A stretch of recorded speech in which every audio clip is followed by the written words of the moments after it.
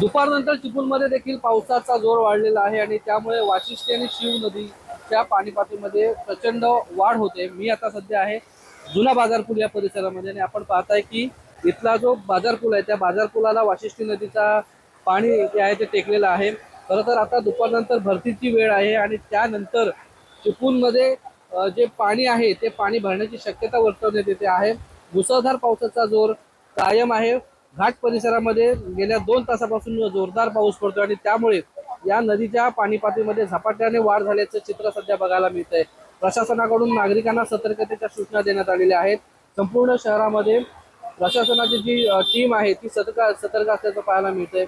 वेळोवेळी या संपूर्ण परिस्थितीवरती लक्ष ठेवण्यात येत आहे आणि आवश्यकतेनुसार नागरिकांना ज्या सूचना आहेत त्या सूचना देण्याचं काम सध्या सुरू आहे।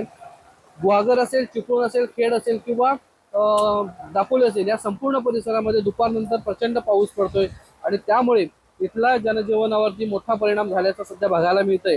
प्रशासनाकडून वारंवार सूचना केल्या जात आहेत। आवश्यकता असेल तरच घराच्या बाहेर पडा, अन्यथा घराच्या बाहेर पडू नका, कारण मुसळधार पाऊस आहे आणि त्यामुळे अनेक भागांमध्ये जे सखल भागात पाणी आहे, रस्ते देखील पाण्याखाली गेल्याच्या घटना घडत आहेत। काही ठिकाणी ग्रामीण भागाशी संपर्क तुटल्याच्या देखील घटना समोर येत आहेत। त्यामुळे जिल्हा प्रशासन देखील आता अलर्ट मोडवरती आलेलं आहे।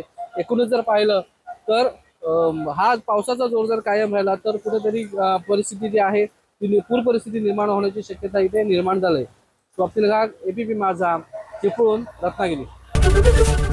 एबीपी माझा, उघडा डोळे बघा नीट।